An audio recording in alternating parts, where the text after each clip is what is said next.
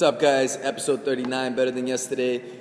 Happy New Year. I hope everybody's having a good New Year and you are following along with your New Year resolutions. This episode, we are going to be discussing food labels, how to read them, what most people are looking at when they read the food labels now, and the reason why I know this is because that's how I used to read food labels. What the marketers are attempting to sell you and how they market towards you and what they think you fall for, and it's a good trick.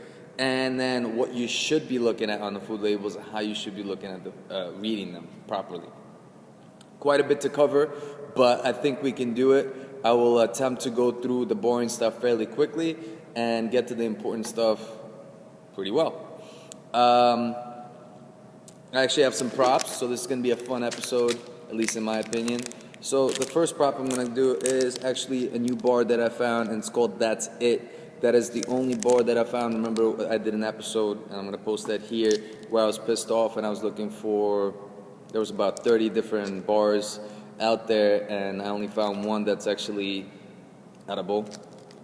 And so the first thing that food labels and marketers have you look at is the front of the label. So it says That's It. It says a bunch of stuff on it, so it's all natural, all that stuff, gluten-free, kosher, vegan, raw, all that good stuff. And it has a picture of apple and blueberries, and then it says on the front of the label, it says only has 1 apple and 20 blueberries. Great.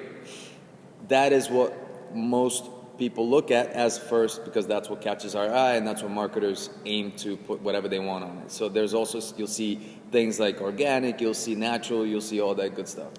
This one actually does not say organic on it, which is great, but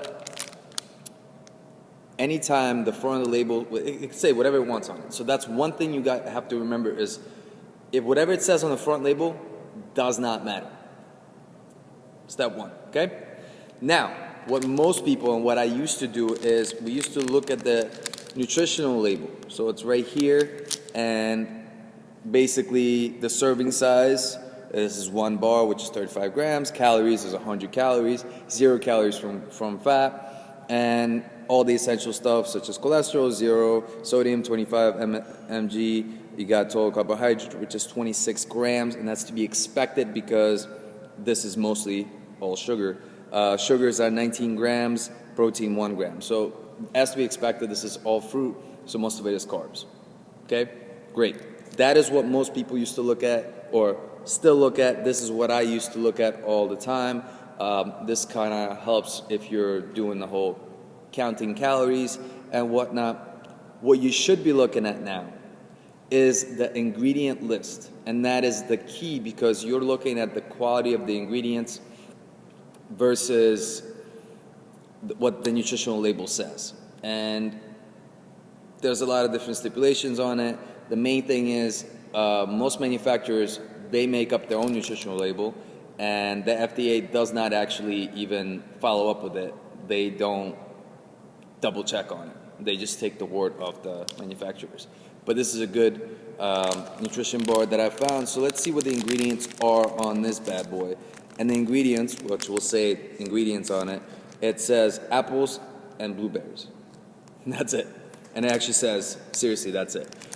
Which is a pretty good bar. And I haven't tasted it yet, but I'm pretty sure it's going to be somewhat fruity-ish. And so again, this is the bar that I'm going to test out, and Lara Bars is another one that I go to because that one has dates and nuts and has a little bit more ingredients in it, but it's all quality ingredients. Now, I have here on my piece of paper, I printed out 2 food labels. One is for a nutrition bar, which is another one that they sell as a health bar, and one is a very common candy bar. I was looking for the right word because I didn't want to say the actual bar yet. I'm going to read one first, then I'm going to read the other, and then I'll see if you can decipher which one is which. Obviously, these are going to have a lot more ingredients than That's It bar. So let's see if you could follow. I'm going to go through fairly quickly. Hopefully I can read it fairly fast. And hopefully you can tell which one is which. And the reason why I picked these two is because it's hard to tell. And so here it goes.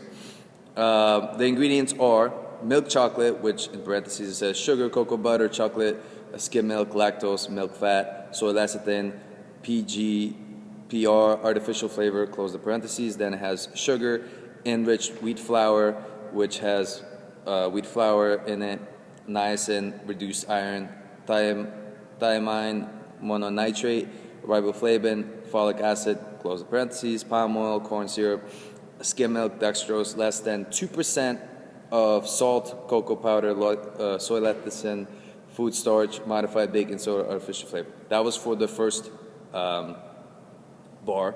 And the second bar is dark chocolate, which in parentheses, unsweetened chocolate, cane sugar, cocoa butter, close the parentheses, non-GMO soy crisp, which, close the parentheses, non-GMO soy protein isolate, tapioca starch, obviously I can't pronounce that word, salt, close the parentheses, tapioca syrup, agave syrup, non-GMO brown crisp rice bran, soy lecithin, natural flavor, gum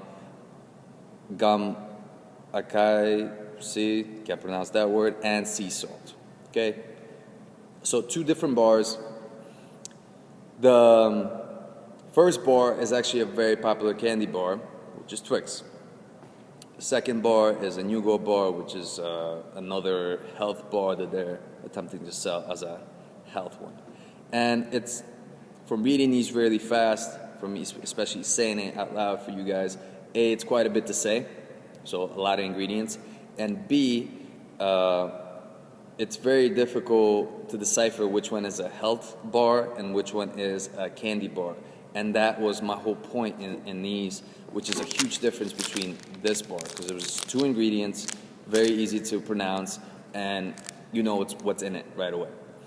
The way reading ingredients works, if the ingredients coming up first, or on the first couple of ingredients that you're reading, so on both of these is dark chocolate, that is what is the main ingredient of it, and that's what composes all of it. Now, even though on the Twix one it said less than 2% off, I hope you can see that. Less than 2% it says, and it states a bunch of things like salt, cocoa powder, soy lecithin, blah, blah, blah. It still adds up to quite a bit, and they put a lot of stuff in it, like artificial flavors, food starch modified, soy lecithin, they include that into a lot of stuff, and basically it's emulsifiers, it holds stuff together, it helps you last longer on the shelf, so that way they could sell the products. And that is not what we're looking for to get, and that's what you want to start looking at the ingredients for. And especially if it's come in the package, most likely it's going to have something in it that helps it last longer. And that's why at first it's quite a tedious process to look at the labels, but once you get used to it and start looking at the ingredients, it's going to make it so much easier and really makes your life much, much simpler. There's a lot more that goes into it. I'll probably make another episode as to what foods to stay away from. The basic guideline that you should follow that I think that helps out big time. If you can't pronounce it, then don't do it. For some of these words, my tongue has to do like gymnastics, and I can't pronounce them. So whether it's my accent, whether it's just a very tough word, either way, it's very tough to decipher it. And if you can't pronounce it, your body doesn't know what to do with it, because this is quite foreign. Many different artificial flavors, lecithins. See, you can't pronounce it. So stay away from that stuff as much as you can. Do your research. You could always send me information and ask if this is a good bar or not, or whatever it is. And it takes a little work in the beginning, but once you do it the first time, you do a little bit of research, and then the second time, every time you go shopping, you experiment and look at a new label and see what it is. Eventually, you don't have to look at labels anymore, and it just kind of becomes a regular shopping experience. All right, guys, any questions, comments, please share this, because this is very important. A lot of people are looking at the wrong information. To sum up what we went over, what the marketers are trying to sell you, and that is the face value of it. So natural, organic, whatever it says on the front label. What most people look at, which is just the nutritional content, which is the grams, the calories, and whatnot. And what you should be looking at is the ingredient label. Hopefully it makes it a little bit clearer. And remember that the first ingredient on the label is what is going to be the most in the actual, what's composed in the actual product. So if it says sugar or dextrose or anything else, that's what the product is made of the most, and so on and so forth. All right, guys, be better than yesterday, eat well, and 2016 is your year to kill it. Take care.